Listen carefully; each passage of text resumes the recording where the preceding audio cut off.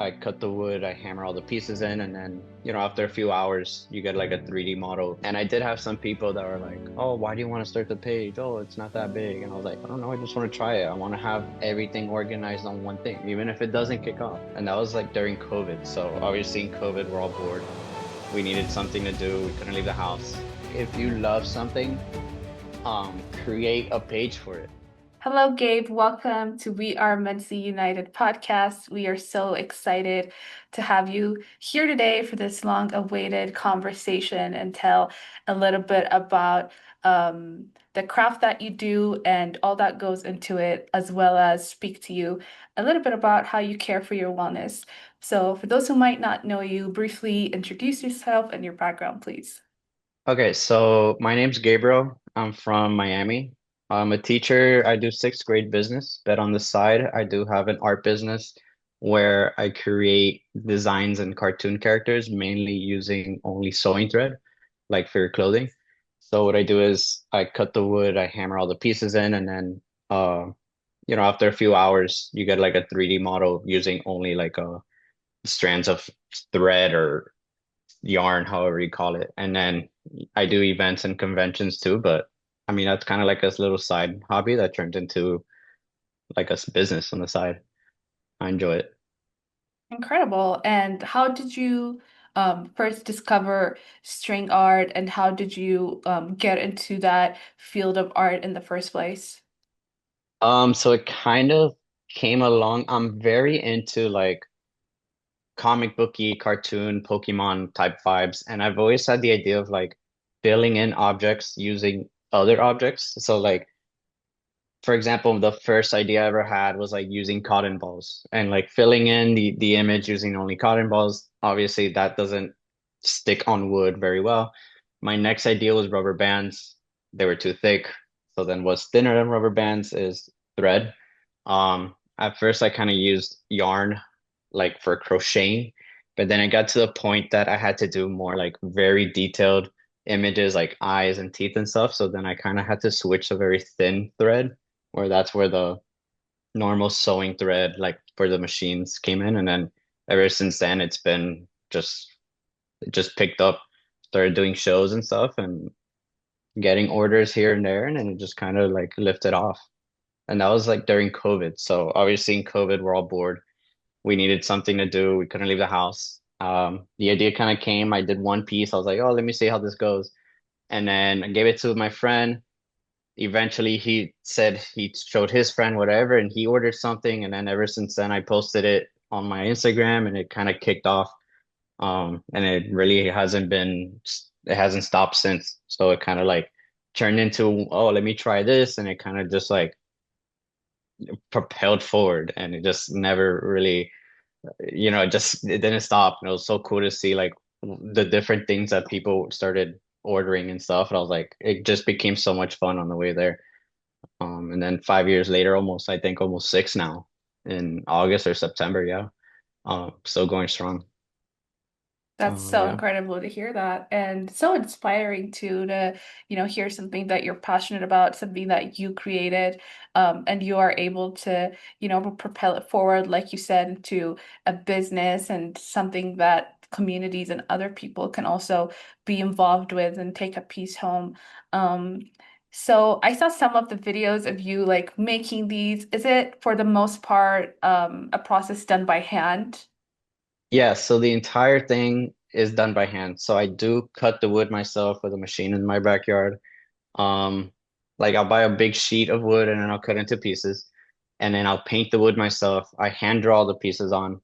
I have an example here if you want to see it later, but I do hand draw on the wood as well. I hammer all the nails in one by one. So sometimes I do hit my finger, things like that. And then one by one in the video, I do have to trace it. Like I call it advanced connect the dots because it's like every single nail needs to be touching one piece of thread. And Right. a piece could take 6 hours, 9 hours, 10 hours. It depends. But yeah, it's 100% done by hand, and then I ship it out Wow. right That's after it's done awesome. I too. would I would love to see it actually if you have it next to you. Yeah, so I have one here. This one's not done. Um, but it's a Squirtle. So you see, I do cut the wood myself and then I paint it, and Wow. then you can't really see the pencil a little there with the glare, but then I do hammer all the nails in. I try to make them all Wow. the same height, and then using thread, I just fill everything in so you could kind of see like the one thread how it looks, and then just multiply that by I guess 300 more, and you have a piece that's filled in pretty much. But yeah, That's and then I have one here that's too. But That's really incredible. Would you say that there was any mental wellness perks, or did it help you release any stress while you were putting the first pieces of these together during the pandemic? the first couple pieces were really kind of cool because I'm the type of person that I like learning a little bit about everything. I like trying different hobbies. I like doing things here and there. If I don't know it, I'll look up a YouTube video how to do it. So it was kind of cool to see what like this idea in my head that came on, and then I was like, okay, I don't really know how to cut wood. How do I learn that? So I had to like look up a whole bunch of videos. What's machine's the best? Like what type of saw, what type of wood do I buy? And then I was like, okay, what type of nails do I buy? Okay, what kind of thread do I buy? So then it was for me, it was like I got to learn so much little things, like the amount of times I had to go to Home Depot now. Like I wasn't really someone going to Home Depot that much. And I was like, okay, cool, I'm learning this, that. And then Joann's, like now I became like the people know me as I go in because I go straight to the thread aisle. And then it's like I know exactly like it's polyester, this one break easy, whatever. So for me, being that type of person that's like I love to learn a little about everything. That's where in the beginning it was so much fun for me to like have something to look forward to now. Because it's like how do I ship the pieces, right? Like what boxes do I need? How do I ship it? What's the best company to ship it with? For me it was like that for me like gave me that extra drive. It was like learning something new, and then you're still learning little things to make the art better, right? So it's like how can I improve it? And that's really like what made me feel really good during the first couple months trying it out. Oh yeah. That's really incredible to hear that. And for you, like this is, I would say something new, and you're like entering a new industry, you're starting a new business. What was the process of taking so much thread from something that is like personal or that you practice with your friends and family and turning it into a business, like creating different platforms, becoming an exhibitor at different conventions with all these, different communities and comic communities or Disney or, all these fans. At first it was a lot of friends and family like, posting it for me, um, making it like some word of mouth, like, hey, I bought this, I bought that, post on your story. Eventually I got to a point that I was like, let me create my own Instagram page so that way I could start networking. Um, then, obviously I had no material. I'm brand new. So, I mean, I try to tell people if they're starting something, they want it to go big, you have to create a page to start marketing it. Like make a TikTok video on it or something because yeah, your friends and family can help you a lot, but you need to have that extra reach. You have to have the business page, you have to have everything where you post something on TikTok, then you're getting your audience from anywhere. It doesn't have to be just the city you live in. It could be, I was getting orders now from Europe and stuff because one of my videos made it over there. I was like, wow, thank you. Um, but I mean, yeah, when it comes to like the business side with it's like family and friends and all that, or like the Instagram, when I made the Instagram, it helped a lot. Um, and I did have some people that were like, "Oh, why do you want to start the page? Oh, it's not that big." And I was like, "I don't know. I just want to try it. I want to have everything organized on one thing, even if it doesn't kick off." And then eventually I made an Etsy where people, they could just order online. It was just anything really to help me get out of that friends and family. Like once it became public, and then once someone in California saw it, I was like, okay, that's a whole other market I can hit now. Um, and then I started doing.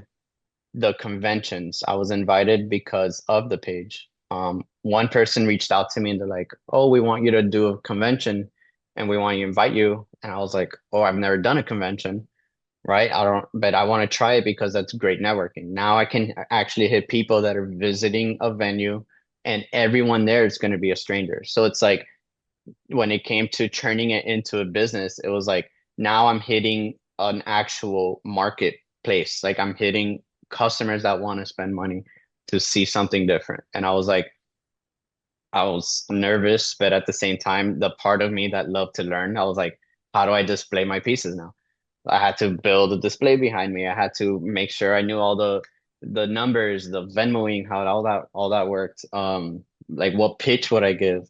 How would I take orders from people? And it kind of like, it was a process. I still learn every day. 6 years later, I'm still learning. But the first couple, it was more of like like an adrenaline because it's like, wow, all this is new, and I'm talking to people that I haven't spoken to before because of this, and like tell them telling me like that they like the art, and it was good motivation. So yeah, I mean, when it turned in from a personal to business, it was very much the main thing was the how to reach out to different people, like posting a reel and then hoping it goes viral and stuff like that. And then you just got to get lucky too sometimes with viewership and all that. And then eventually keep posting, and one of them's gonna hit, and you're gonna be grateful for it. That's really incredible, and I do have some follow-ups there. So one thing is, you mentioned that you love learning, and obviously you're also a teacher, so Yeah. that's an area of passion for you. Was there any folks who helped you during the beginning of your business, like figure out all the logistics and stuff like that? Because it's pretty tricky. Were there any folks that you like looked up to or took guidance from? Um, in the beginning, no. I was alone for most of it in the beginning just because it was such a different thing compared to like I didn't really know anyone selling art. I didn't really know anyone doing this. So a lot of it came alone. But then once I started doing the conventions and events, I had more people next to me where they were in the same shoes as I was. So I would go up to them and be like, "Hey, what do you do? Where did you buy this? When you get to me, like, I don't know, when someone places an order, what's the best way to ship it? How do you make the stickers? Like, how do you turn them into stickers?" A lot of my stuff was too overpriced in the beginning. So it's like I learned how to make smaller pieces, and people would actually next to me would be like, "Oh, you need to do maybe little prints or wooden things like coasters or of your image and stuff like that." Like that way you can cater more to more people. So it was more when I started doing the conventions and I started the networking, I was asking the questions with I knew that they were in my shoes once. Like they seemed to be professional at that. So I was like, let's see how that goes. But yeah, it was Yeah. mainly me having to really make the connections with people and I still talk to these people like 6 years later. We still do conventions, so it's kind of cool to make those bonds. You're always in the same boat, so it's like let's paddle it together.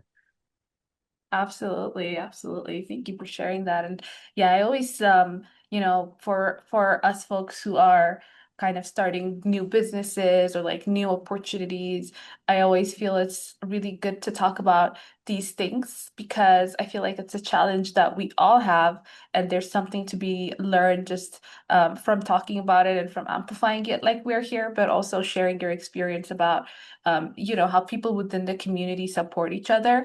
And I do keep hearing a similar sentiment that like people in a certain profession, like if you ask them, they're always happy to share what they can that Yeah. will support you a bit. And yeah, that's good to hear that how Yeah, that uh when I first started, like a lot of there's other pages that I came across that also did string art, and they would reach out to me. They were like, "Hey, what nails do you use? Hey, what do you do with this?" And then that's when it really hit me. It's like, wow, someone now is looking up to me. Like someone now is asking me questions.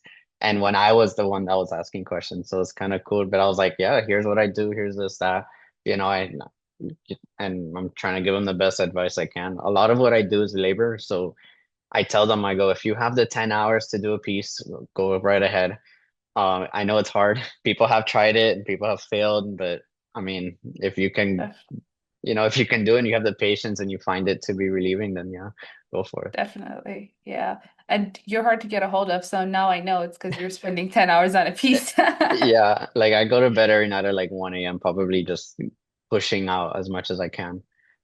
Just Yeah. because it's like I am a teacher, so it's like it's the 9 to 5 there, and then I have to do my personal life, and then I get to work when everyone's sleeping and stuff. That's how I get most of it out of the way. Yeah, exactly. Um, and like as you mentioned, you're also teaching full time. Um, so like what do you do to like keep a balance between working full time, being an entrepreneur, and also just, managing the tasks of like day-to-day life that you have to do? Yeah, I mean, I do the teaching job, and I'm not gonna lie when I say when I'm teaching, I wish I was threading. Like it's like I don't know. I wish it was like I can do both. Sometimes I do both at the same time. I'll bring a piece over. If I have a break, I'll do it. I try to do most of what I do at nighttime. Just like I wait till like a lot of people are sleeping, whatever, like they can't message me or whatever. I'll just put a Netflix show on, and then that's when finally, for me, it's like, okay, this is my downtime. Like if when people like to read before sleep, or some people like to, I guess, crochet like with yarn and stuff. For me, it's the threading. It's like, okay, I can finally sit down, um, and I'll just thread as much as I can for the night until I get tired. It is labor, so it's like at the same time, it's like I can't do it for 6 hours straight. But I mean, I just try to do as much as I can whenever it's a downtime or whenever I was like, oh, let me do 10 minutes here, 10 minutes there, as much as I can, just until it gets pushed out, and then I ship it once it's done. That's awesome. But yeah, yeah, Um, it's not all done in one day either. It's like it'll be like an hour today, an hour tomorrow, and then eventually, it gets pushed out. yeah, yeah, definitely. Um, do your students get intrigued when, they see you working on it? Do they ask you about it? Does that spike their interest? So it's funny because I do teach business. So then it does get to the point that I go, okay, I have the business account, I have the art page. So then I do pull up the website and they see, imagine I'm doing a lot of cartoons too. So it's like, oh my God, I know that little Squirtle or whatever.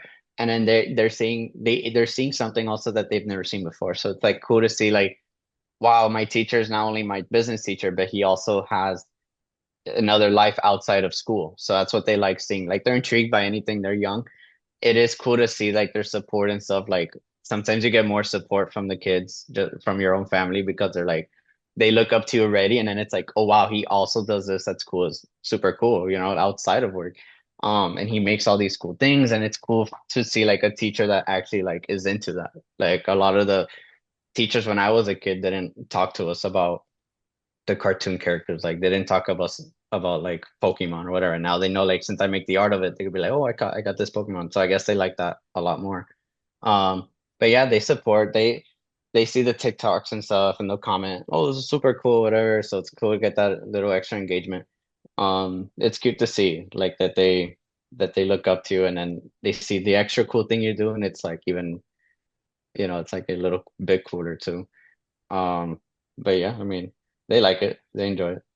That's really incredible to hear that. And I feel like it's so exciting. And even for me, I think it's the first time I've honestly ever seen anyone do this type of art or met anyone who's done this type of art. So yeah, thanks for sharing that with me. Thank you. Yeah, Um, my yeah. favorite, one of my favorite things is when I'm at an event, even if people don't buy anything, obviously not everyone's gonna buy art. No one needs art, but I love when people just come up to me and to just say that they've never seen it or it's cool, super cool, or they give me credit for like, oh my God, you do this all by hand. There's no 3D machine. And I'm like, no, it's all me. So even like the support, even verbally, like it means a lot because it's showing that like there are times where like I'm at an event and like no one's buying anything. And then I'm kind of like, oh man, maybe I'm not good enough. Oh, maybe whatever I brought to the show wasn't good and I can't sell it. But then people still come up to you and they're like, oh, I love what you do, whatever. And it kind of like, it shows me like, okay, cool. Like some people do find it cool. Um, Mm, and that's that's good to amazing. hear. It's kind of verbal supportage. Yeah, definitely. Um, and you are yourself a collector, and put yourselves into these communities, like this weekend the San Diego Comic-Con is going on. Yeah. You yourself have taken part in New York Comic-Con, MegaCon Orlando. So tell us a little bit about what these communities do for the people who are involved with them, but also as a creator, with what you've already told us about, like how you've been able to like learn from everyone and gain support. What's it like to be part of these communities, and how has that kept push you forward? So yeah, I mean, I do try to do a few conventions a year. It is a lot of work. So the only hard thing about the art that I do is when I get an order, I have to actually do it. And that takes days to do. So it's like, okay, I'll do an event and then I'll get, let's say, 5 orders in, let's say. And then it's like I can't just give it to that person. Like I have to do it first and then ship it out. So I try to do like 2 or 3 conventions a year because I feel like that gives me enough to have enough orders for the next convention. So then it's like there's time in between. I can't just do one every weekend. But what I do like is the conventions that I do attend are always catered to the stuff that I like. So it's like it's kind of like an added bonus because it's like I like Pokemon, right? I collect Pokemon and then I will do Pokemon shows.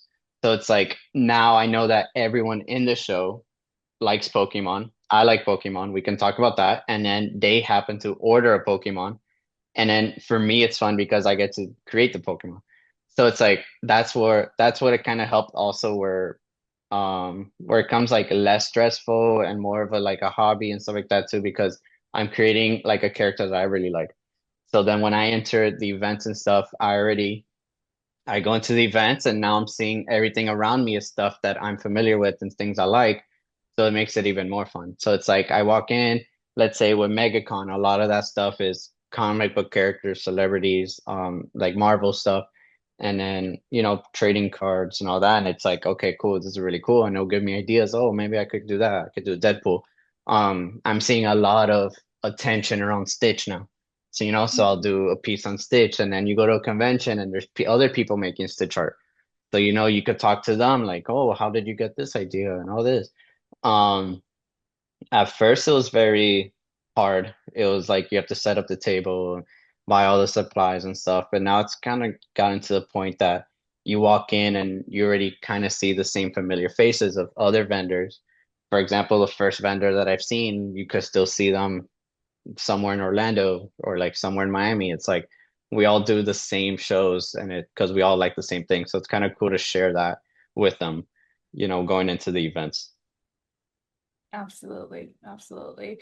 And it's always so much fun when you see someone in a different city at like a different event, Yeah. and you've met each other before over this like common interest that you have. Yeah, we just point Uh, at each other like, hey, I've yeah, seen you're you. that person, like, oh, how's it Yeah, going? yeah. It's just such a time. And on this channel, we're always encouraging folks to like make those in-person connections and stuff like that. So I feel like Comic Cons or collectors conventions are swap meets, they're all just very good avenues to be able to like connect more and more. Yeah, it's super Um, important like talk to as many vendors as you can. Like even if we don't sell the same thing or whatever, like I bring a lot of materials with me. So even if he's selling coasters or t-shirts, I'll be like, hey, let me know if you need tape or markers, if you need price tag stickers, like I got you, just because I know like we're all there. Like we're all there for to promote our stuff and to market our stuff. So, we're all trying to help each other out. It's nice. yeah, definitely. Um, So when we look at different arts or different types of activities like music, sports, they can be a way to develop our mental wellness or release some sort of stress or anxiety. So has string art or art in general played a role in your wellness journey? Yeah, so for sure. Like I said earlier, like when I'm teaching is also a high stress job, dealing with the kids and stuff. So a lot of the times too, when I'm at the classroom or work or whatever, I wish I wish I was at home stringing. Like we all wish we were home doing something we like. Whether it's Yeah. you want to go home to read a book, go home to play with your dog or whatever. Like for me, it's string. It's like it's just so for me, like I find it's fun to like create that piece for someone that they ordered. Like they ordered the piece because that's their favorite character. And then I get to be the one that bring it to life. And I really like the idea of like I created that specific piece for that person. Like it's not like reprinted or anything. It's like, okay, let's say I have to make three Pikachus or whatever character. Now it's because that person ordered it, and then I have to make this another one for that person. Um, so I guess like when it comes, I guess for me, like the relieving part is that like the enjoyment when it comes to creating something for someone else. And then again, when I do the art, I'm doing it at nighttime, so it's kind of more like more like intimate with it. Like there's nothing going on in the background. Everyone's asleep, so I know like it's just one-on-one time. It's very just stress relieving at that point, and it's a hands-on thing too. So it's like I'm not just sitting on a phone or something. Like it's giving me something to do. I'm just going back and forth a few times, but it gives you something to do with your hands and put a little Netflix on the back. You're good. Yeah, yeah. I'm totally understanding the vibe that, that the Yeah, setting and the energy. But yeah, and you've spoken like a true collector. It excites you when there's like just one piece of something or when it's custom. I relate to that very much. yeah. And yeah, I also want to ask you, we have a lot of artists in our audience, a lot of folks in music as well. So tell us a little bit about putting your work out there as an artist. What has been most helpful to you? You mentioned Instagram conventions, taking part in communities, but I want you to give our audience some tangible advice that they can apply in their journeys as well. So it's actually cool. I'm in a group chat that only has string artists.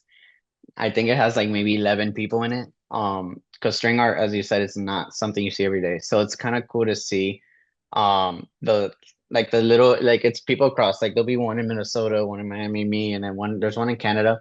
And it's cool, like we all just help each other out in the group chat. And then one thing that I love to say is when you're in an event or anything or convention or just getting started, the main thing is to try to get as much followers as you can on your page, just so it could because it's like let's say someone comes up to my table, they don't buy anything, but I'll be like, oh, can you please do me a favor and help support my page? Like, give me a follow, right?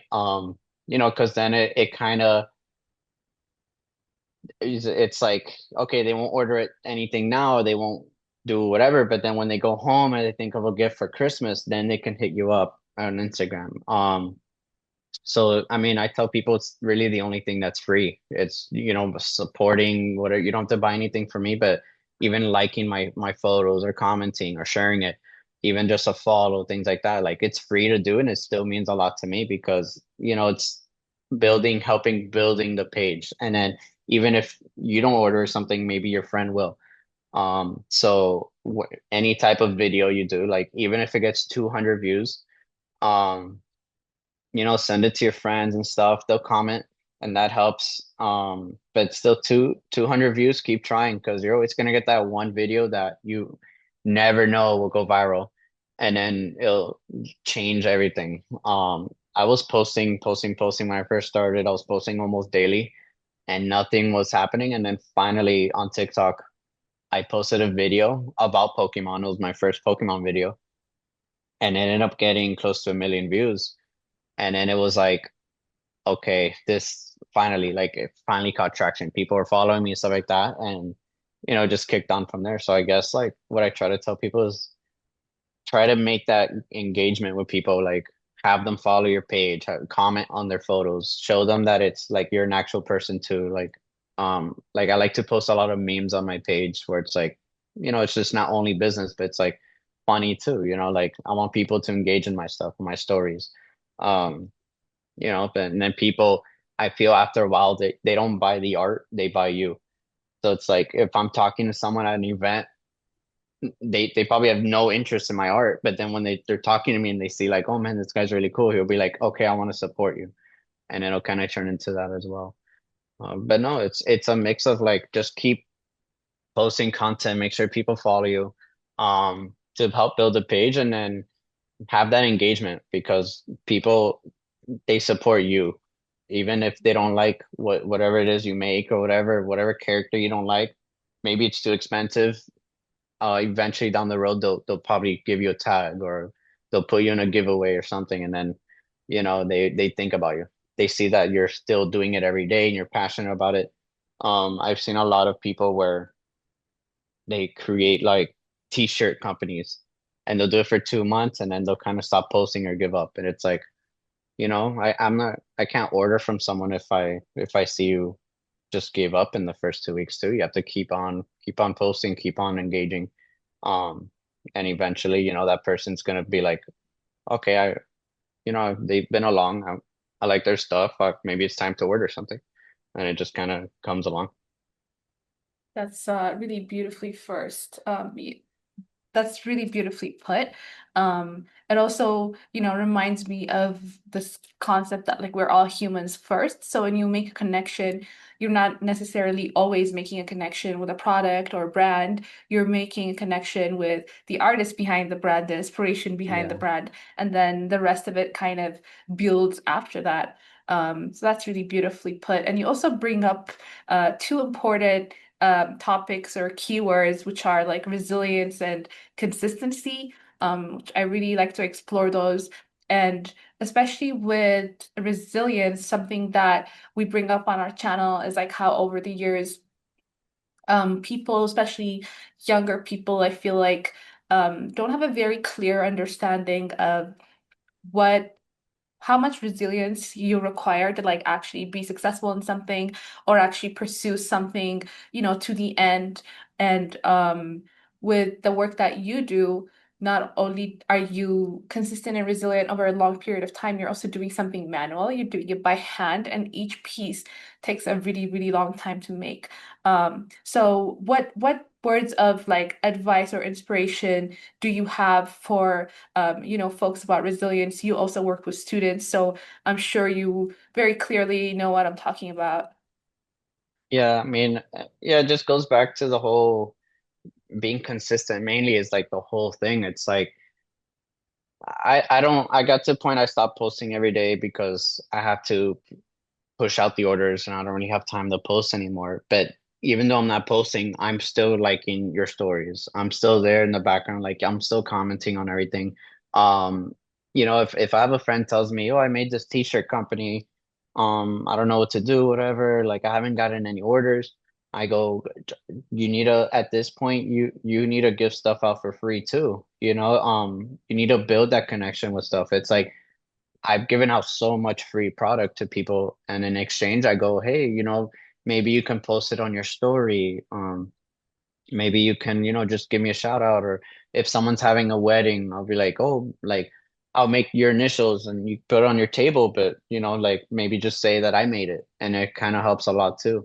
Um, so I mean, even if there's been times where like I lost that motivation. It's like, oh, I'm not getting orders. I'm not doing so well. I tried to find different ways that like maybe can help me in the long run. So it's like the giving out free product or things like that. And it kind of like, I don't know, that it kind of gave me that motivation to still work on something because I feel like if you don't, there's going to be moments where you don't get an order in if you're just new. You need to just still keep yourself busy. Like maybe the design you made wasn't good. How can I make something more intricate? Can I do something more popular? Like what's coming out now? Like what movies are everyone talking about and do something on that.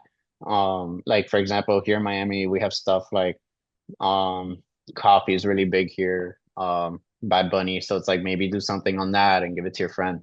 Um, yeah, I mean, there's different ways to like um kind of help yourself to keep pushing to make sure you don't lose that motivation. You have to just stay consistent. Let your followers see that you're still working on something.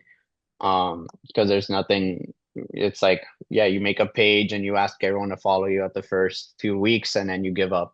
And then kind of people get turned off by that because it's like, wow, like you begged me to put me on your story and then 2 weeks later you gave up. So it's like, they're not mad at the business, they're kind of mad at you because it's like you need to you need to prove yourself as well. It's like I don't the pieces I take a long time to do, so it's like I'm always busy, but at the same time too, like I want to make that piece for that person. Like I wanna impress them. I want to do good for them. And then it makes me happy when they get it and they're like, wow, they trusted me with this whole thing. Um, but I mean, it's little things like that. You just have to keep staying busy, keep doing it because then if you stop one day, you're gonna be like, what's the point? Like, you need to, there's times where like there'll be one day where it's like I don't feel like doing this anymore. But then it's like, okay, I need to keep going because then I know it's gonna continue being going down. Like I'll lose the energy and stuff. Like I need to keep active. Mhm. Mm. That's really incredible to hear. And yeah, it's a lifelong lesson. I feel like we all keep learning because, we are humans, so we're not always gonna be at 100% every day, but we need to put little reminders for ourselves why this is important, why it's gonna take long. Because good things Yeah. take time. That's just the reality of it. It's mainly about putting yourself out there, like posting that video, posting the photos, anything that helps get yourself out into the world. For example, I did a convention in Orlando and I didn't want to do it. It's like, oh, this is a lot of work. I have to drive to Orlando to do it. I'm by myself. And then remember, I'm in now in an event where I'm in front of thousands of people that don't know me. So then I go there like, I don't want to do this, whatever. And then it ended up being one of the best conventions I went to because people come up to you. And then that's how I got invited to New York because someone saw me from Marvel, and then they're like, "Oh, we want to invite you now to New York so you can show yourself up over there." So then that got me thinking, is like, wow, if I didn't put myself in that situation, if I would have said no, I wouldn't have gotten the next best thing. Like, there's always going to be one person that can help you get better, but in order to be there, you need to put yourself in front of those people. You need, even if you don't know what's going to happen, you just never know, and you learn from that. Even if you lose money or whatever, it's all learning experience. Yeah, yeah, definitely. That's awesome, honestly. You're only missing out if you're not in those rooms because Yeah. the only way you're guaranteed not gonna get anything out of it is if you're not there. But if you're there, anything can happen. I have this new during COVID, it was funny. Like I put this new statement in my head of like what if. So it's like I was always shy and I didn't really go up to talk to people, but then it became a what if situation. Like what if that person became my best friend? What if this person wanted like if I didn't go on that trip, what if this? And then now when I do events, it's like for example, um 2 weeks ago or a month ago, I did a show in Tampa. I've never done a show in Tampa, so I was like, oh, I don't feel like going. But then I still went because it's like, okay, what if now everyone there is new? They don't know me, so now it's a new audience that I can see. And then that ended up being one of my best shows ever because I put myself, even though I didn't want to go, I still went. And Mhm. you just never know what's going to be there for you. You're never Absolutely. going to find anything if you're just also like just sitting, not throwing yourself out into the world as well. Yeah, definitely. Do you have any advice for people who, might be just not confident enough or maybe experiencing self-doubt with these things, that they're definitely capable of doing, but just um, having a hard time taking that next step? Yeah, for sure. I mean, when I started the string art, I I knew it was bad. I was like, I mean, at the time I thought it was really good. I was like, wow, look at me, I'm the best. But looking back now, I go, I can't believe someone bought this. Like this is so ugly, whatever. Like I was like, wow, if he supported me back then, I feel bad. Like, let me make the piece from again because it's so much better now. Like, I love making the same pieces years later, and then you're comparing. But it's like that's like anything when it comes to art. It's always like that with art. Like, if you see anyone's progress photos on Instagram, they'll show you photos from like 2009 of like their first face drawing. It's terribly. I'm sure at the time they thought it was good, but then 10 years later, you're practicing on their own. You could do the same person, and it'll be 10 times better. Um, but like I guess when it comes with confidence, like you just have to, I know it's very cliche, but you just have to practice, practice, keep doing it until it's better. Um, no matter what, someone out there, they say art is subjective, so it's like someone out there will find your art nice. Whether you could put in a room of 100 people, one person's gonna like it, right?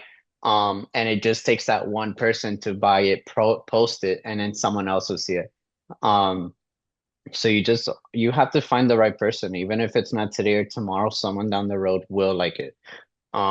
Everyone has a different taste. Someone could like a movie and the other person can hate it. It's all opinion. But yeah, just keep practicing, keep doing it. Someone will like it, whether they don't fall, maybe they don't know you exist yet. They haven't found your page. Um, if one day you blow up or whatever, someone sees it, wow, that's really cool. I want to buy it. Then it's like, okay, cool. Like someone finally, like I feel that's huge when it comes to art. It's someone for sure out there will like your art. Yeah. And I feel like, nowadays there's obviously like so many new challenges for artists like AI and all these different Oh things. yeah. But it's also a time where connection is higher than ever, right? We can connect so much easier. We can connect with anyone across the globe, and we can also connect products by shipping them across the world at Yeah. really fast speed. So it's like both a threat and an opportunity for the artists, but it's really an interesting time to be doing this type of work. And with that, I also want to ask you a little bit about, artists' mental health. Like that is, I feel like a group that because artists are creatives and have very broad imaginations, they also seem to suffer a little bit more from like different mental health issues. But what are some practices that you yourself practice in your life outside of working at So Much Thread and your teaching job that help you kind of center yourself and relax a little bit? So like stuff I like to do in my downtime besides the stringing. Um, I mean, obviously I'm doing all these conventions. I'm surrounded by the Marvel comic books and stuff. I'm a huge collector. So like a lot of the money that I do get does go back sometimes into the art people. So like when you're in Artist Alley with the event, across from me, all 3 days I'm looking at some guy making really cool t-shirts. So I was like, okay, once I get an order, I'll drop whatever $20 on this guy. I'll be like, oh, that's really cool. Or I'll find some cards here, there, whatever. So it's so cool to like I like doing the events too because um it's like a giant garage sale, but with Hmm. weird things that like you don't see every day. So I guess I like collecting things that are like abnormal. So like my room, you'll see like there'll be a little statue here, a little card here. It's like, oh yeah, I got this in New York when I did that one thing, and I've never seen it before, so I thought it was cool. Um, so I don't know, I like things like that, like start a conversation too. Um, that's my little guilty pleasure. But yeah. That's awesome. Yeah, I'm a collector too, so I definitely feel that. Some people say I'm a hoarder, but I disagree. I collect like records and also like, Yeah. small things that are affiliated with like either the club that I like or like a show that I like. And yeah, you do stitch art for like brands and sports clubs as well, and Yeah, I that's also do. I've very done exciting. logos. Yeah, I've done logos for restaurants. I've done brand work. I mean, obviously, like whoever, like they may be like a business, they'll want the logo like on their wall, like in the office. Um, so things like that. I just did a piece for a restaurant here in Miami. But yeah, I mean, but again, I wouldn't have gotten those opportunities. I got all those orders from events, like doing like I'll sit down at a table, they're 3 days long. Um, and you hope that one person comes and then you tell them you put yourself out there even if I don't have logos on my table. I'll be like, look, I can do logos for you. And then that's when they're like, oh cool. One thing I learned with art is it's not a need. You don't need it to survive. So it's like, how do I sell something to someone that doesn't need this? So it's like I need to, number one, make sure that they're talking to me and then they end up liking me. Hopefully, then they want to support me. And then the second thing is I can also give them the idea of what they probably want, where it's like they probably didn't need a logo in their office, but now they see that, okay, maybe it can brighten up the wall, whatever. So now I need it. Um, so it's like even if I tell people too like that ask for help at events, it's like, oh, I don't know what to display or whatever. You just need to show something that can give you more possibilities to do other things. So it's like, oh, like I don't only do characters. I find it the most fun to do, but it's like, hey, I can also do initials. I could do your dog. And then that's when you get all the dog lovers like, oh my God, now I need that. It's like, okay, cool. Like I was able to show someone more of something I can do, and hopefully they find something that they needed to get from me Yeah. at that moment. Yeah, pet parents are the best. They're just Oh so yeah. sweet. Yeah. It's just such a pleasant community to be around. Um, and as we're starting to wrap up here, like what would be a piece of advice you would give to someone who is passionate about doing several things, but they're not really sure like which of their passions they can turn into a business, or how to do that? Like, what would be that first piece of advice? Because I think a lot of people want to get out of their 9 to 5s nowadays. They don't want to be stuck in them forever. And also, a lot of people are multi-talented, but just that first step of like honing in what to kind of focus on and how much time to give it, the discipline that it takes. So speak a little bit about that. Yeah, so I mean, it kind of goes back to the whole thing I said in the beginning. It's like if you love something, create a page for it, where you can only dedicate one specific thing for that. So it's like, let's say I love movies. I love going to movies, right? Let's say as another pastime. Maybe I can create a page that only does movie reviews, right? So it's like, oh, I went to see this movie and I give it 5 stars. Eventually, people will see that content. It's very organized. I can get it on one place, and then maybe you get a post that goes famous, and it's like, wow, I really like how this guy reviews. We have the same taste. Or maybe if you like working out, I had a friend that just started working at a gym as a trainer, and she's like, oh, I don't think I'm gonna get any clients, and I go, you should definitely make a page because it's if I saw a trainer, I would want to click on her page to see everything that she can do for me. So it's like I kind of like the idea of like keeping something you love in one place so that you other people can maybe go to that place as well to kind of escape and go to that. So it's like what you said, like maybe like you had the little dog group, right? So if you have a dog that you love, maybe make a page for that for him or her or whatever, and then eventually you'll get other dog people to follow you, and then that can turn into something. If you want to, if it's something you can sell like a service or something, like maybe with my trainer, maybe they see she's working out and then someone's going to reach out eventually. Oh, wow, what do you do for meal prepping? And eventually that can create revenue. Like you ask someone, okay, I can do this for you, but just send me $5, right? And imagine if you do that 5 times, it'll add up.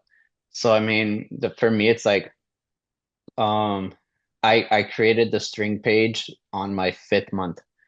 Um, I was just doing it myself. I was posting on my private, my personal page.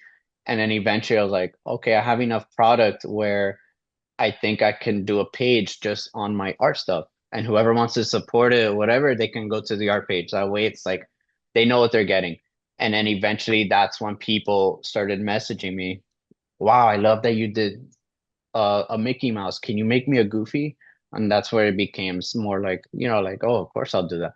And then that's where that kicks off. So I think kind of like, you know, um, just, make a page dedicated to something you love, whether it's reading, do a book review page or something like that. People always look for guidance, advice, but they see like you're passionate about something. Mhm. That's amazing. Thank you so much for sharing that. That's really Yeah. beautifully put, and a lot of tangible advice in there, which I'm sure our audience will appreciate. What are some projects that are coming up for you and some goals you have for the near future that you would like to share with us? So my biggest goal I said this year was I really want to do a convention outside of state where I have to fly all my stuff out.